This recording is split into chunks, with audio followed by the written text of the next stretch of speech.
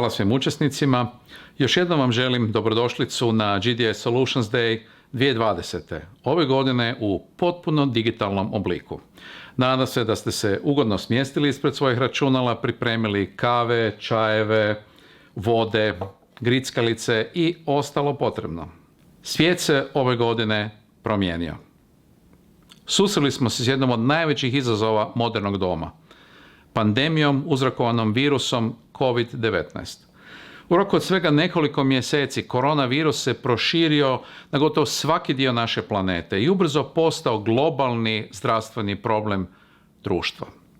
U nedostatku informacija i znanja o novom virusu, nacionalne zdravstvene organizacije morale su reagirati odgovorno i staviti zdravlje građana na prvo mjesto, a što je značilo donošenje mjera koje su nas natjerale da promijenimo način na koji komuniciramo, radimo, obavljamo svakodnevne zadatke, odnosno promijenile su cijeli način na koji živimo.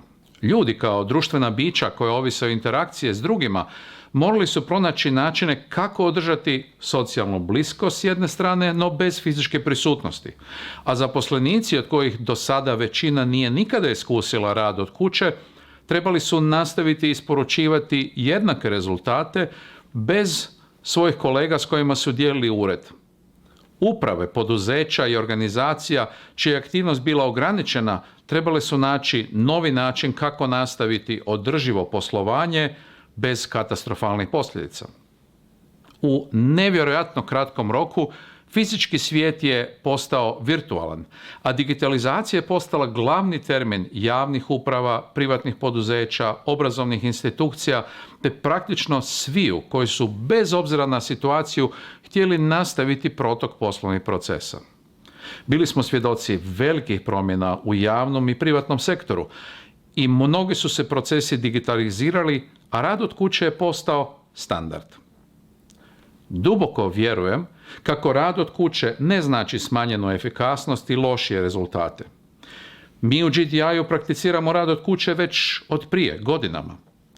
Tijekom vrhunca pandemije, vodeći se zdravljem kao glavnim prioritetom, naš tim je cijeli radio od kuće i uspješno isporučivao rezultate, novi softver i operacije. U sklopu toga GDI odjel ljudskih resursa proveo je i anketu među zaposlenicima, a zaključak koji je bio da je efikasnost naših djelatnika na jednakom nivou ili čak i veća, a osim toga ne troše vrijeme na gužve u prometu, kao rezultat toga više vremena provode sa svojim obiteljima. Stoga naš stav i dalje ostaje da rad od kuće može biti jednako kvalitetan kao i rad iz ureda i u budućnosti. Globalna pandemija dovela je do promjene u većini industrija i suočila nas je sa stvarnošću, odnosno požurila neizbježno. Procesi se moraju digitalizirati, što će rezultirati manjom papirologijom, manjim brojem grešaka i realokacijom postojećih resursa na zaista korisne aktivnosti. Digitalizacija nas dovodi do potrebe za novim znanjima, što je također izazov koji se stavlja ispred nas da bismo mogli sudjelovati u tim procesima, a to znači veći značaj edukacije ljudi ili prekvalifikacije ljudi koji su već u poslovnim procesima. Bez obzira na te promjene, naš cilj mora ostati i ostaje isti. Pritom mislim na ciljeve i trendove poput zelene ekonomije, obavezu svih nas za smanjenjem emisije ugljičnog dioksida, obavezu nas za tranziciju na obnovljive izvore energije, te kreiranje rješenja za povećanje otpornosti od posljedica klimatskih promjena. Naš stav GDI-a i svih naših tvrtki u grupi je da nas pandemija ne smije zaustaviti u ostvarenju tih dugoročnih ciljeva. Kao vlastiti doprinos GDI razvija, investira, ulaže i razvio je niz proizvoda kao što je na primjer IT rješenje GDI Ensemble FlatSmart, sustav za analize rizika od poplava te planiranje i pripremu cijelog niza akcija u vremenu i prostoru u slučaju da se poplave dogode. Povećanje učestalosti i intenziteta poplava je nažalost direktna posljedica klimatskih promjena i sa njima se moramo nositi, bez obzira na virus. FlatSmart funkcionira po principu prikupljanja podataka koje pretvara u korisne informacije s kojima se mogu potom organizirati odgovori na poplave, spašavanja ili se mogu simulirati događaji za potrebu uspostavljanja načina odgovora na klimatske promjene. Jednako tako, vodeći se ciljevima smanjenja emisije ugljičnog dioksida, u suradnji s gradovima Dubrovnikom i Zagrebom, radimo na tome da uspostavimo pametne gradove koji će u konačnici značiti sigurniji život i čišći okoliš. GTI ne gleda na pametne gradove kao na gradove budućnosti, te već danas imamo resurse i znanja s kojima možemo krenuti u kreiranje istih. Promjene od nas zahtijevaju i inovativnost. Stoga zamolio bih nekoliko naših gostiju da nam kažu kako oni gledaju na izazove današnjice. Naš prvi govornik biti će doktor znanosti Dražen Lučić, diplomirani inženjer elektrotehnike sa 20 godina iskustva rada u inozemstvu, dugo godina vodećoj ulozi u telekomunikacijama Hrvatske, a danas voditeljem ključnih funkcija Hrvatske gospodarske komore. Dražene, što je za tebe ključ izazova današnjice? Responsibility of all of us is quite wide, because we are not only responsible for the things we are doing, we are also responsible for things that we have to do, should do, and we are not undertaking anything to change. We are in an environment that is changing daily, especially if you speak about ICT. So it's not enough to have technical solution and to apply technology that is state of the art. We have to think about people.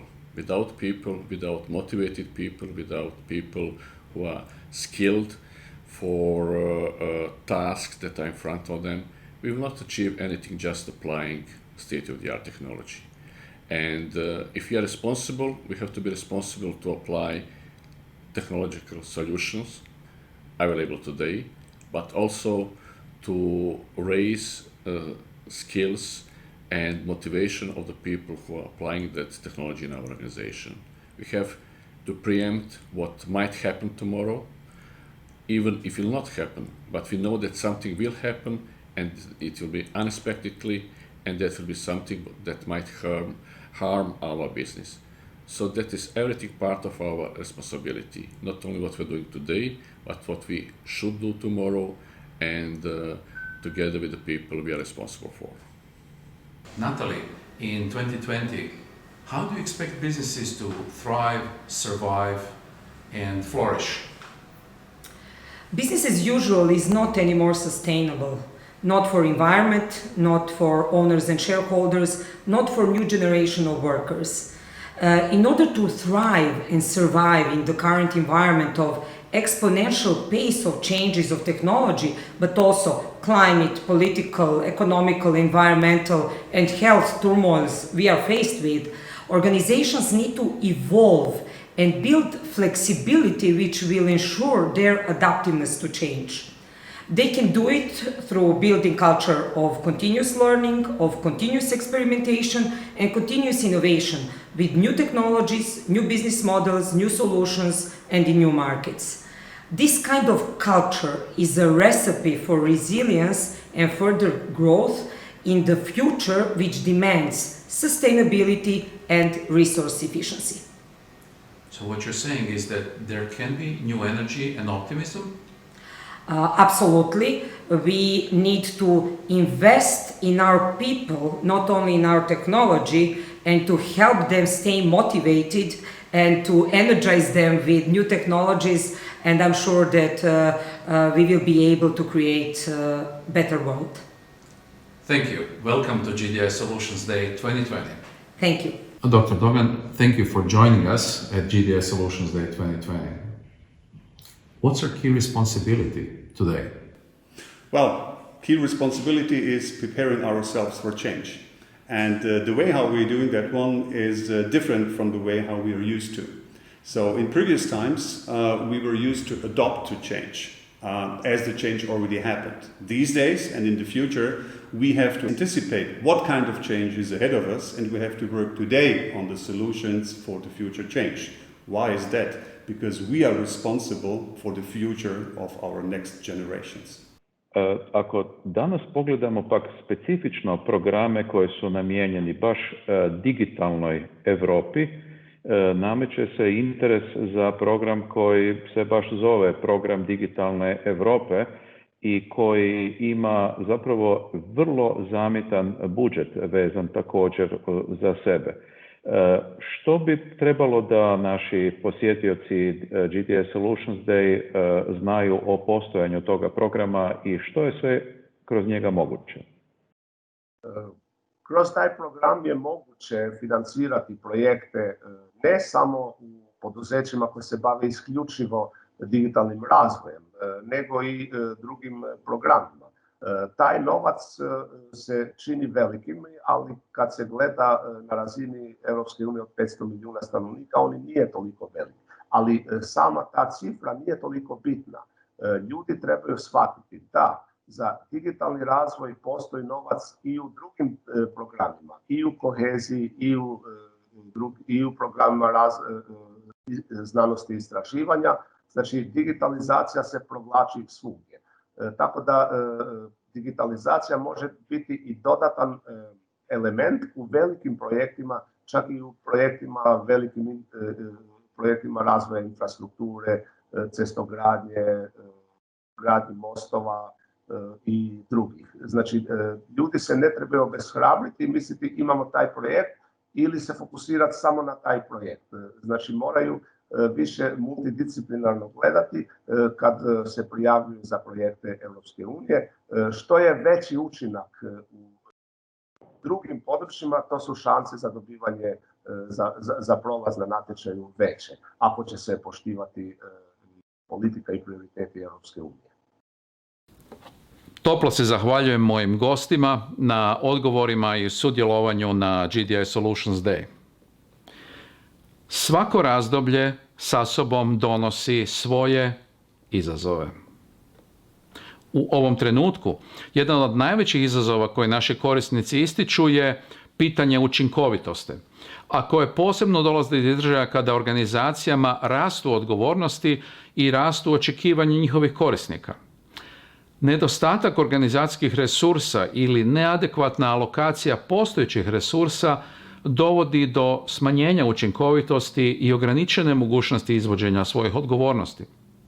Kako bi se ciljevi ostvarili, a u situaciji u kojoj ni svi postojeći resursi nisu nužno dostupni, GDI pomaže u kreiranju što efikasnijeg poslovanja, koje dovodi do smanjenja troškova, smanjenja rizika, te automatiziranja i poboljšanja učinkovitosti i kvalitete usluga. Naš je zadatak i odgovornost svih zajedno uspješno odgovoriti na izazove korisnika, što smo pokazali u jednom krasnom primjeru implementacije GDI Ensemble W4 Scheduler proizvoda u tvrtki A1 Hrvatska.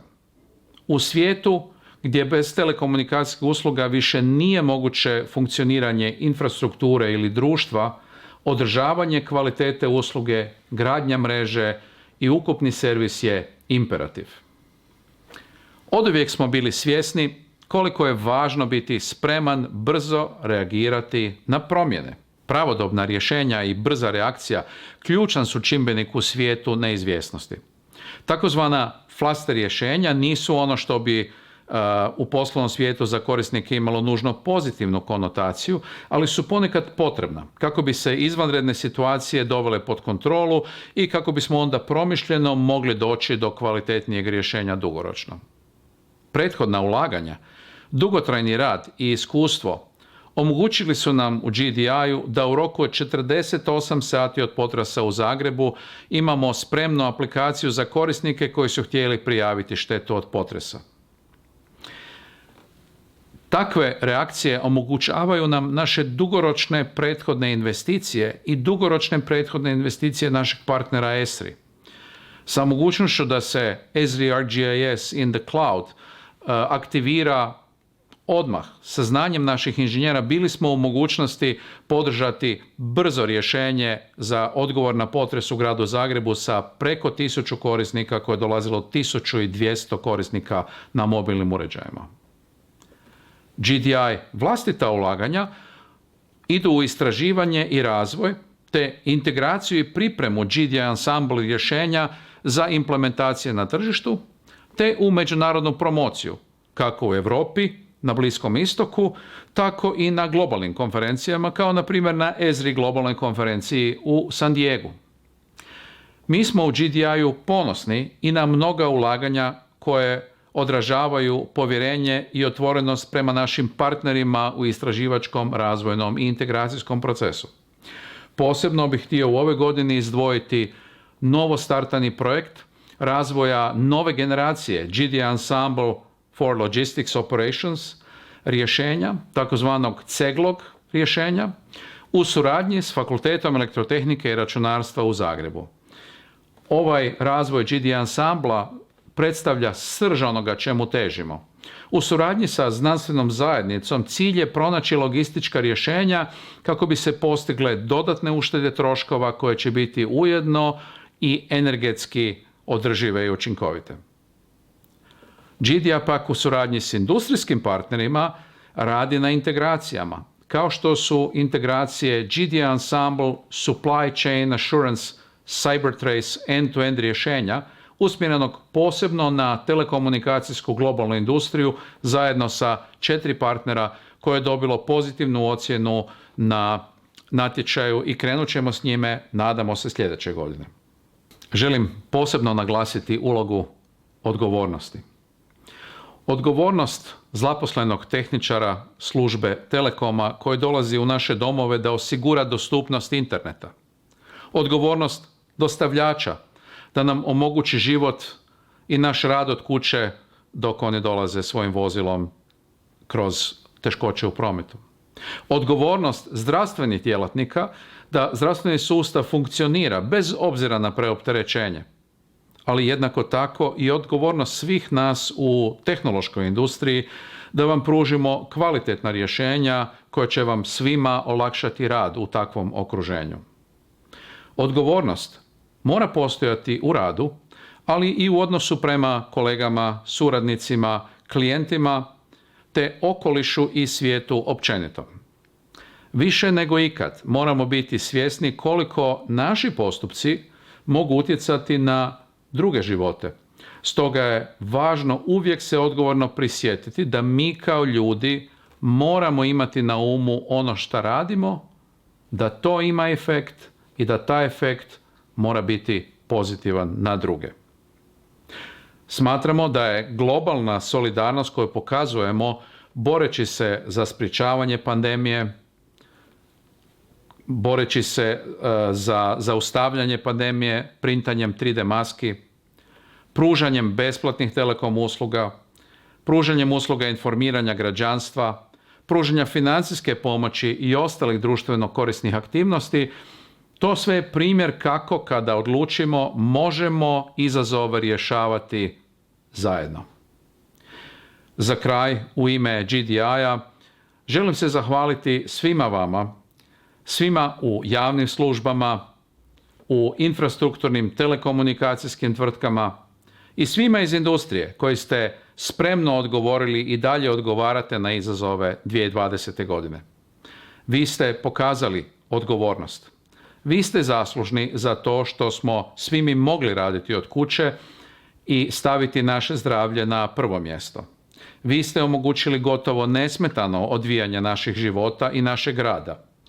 Drago nam je što smo s vama mogli raditi na kreiranju bolje budućnosti i iskreno vam se na tome zahvaljujemo.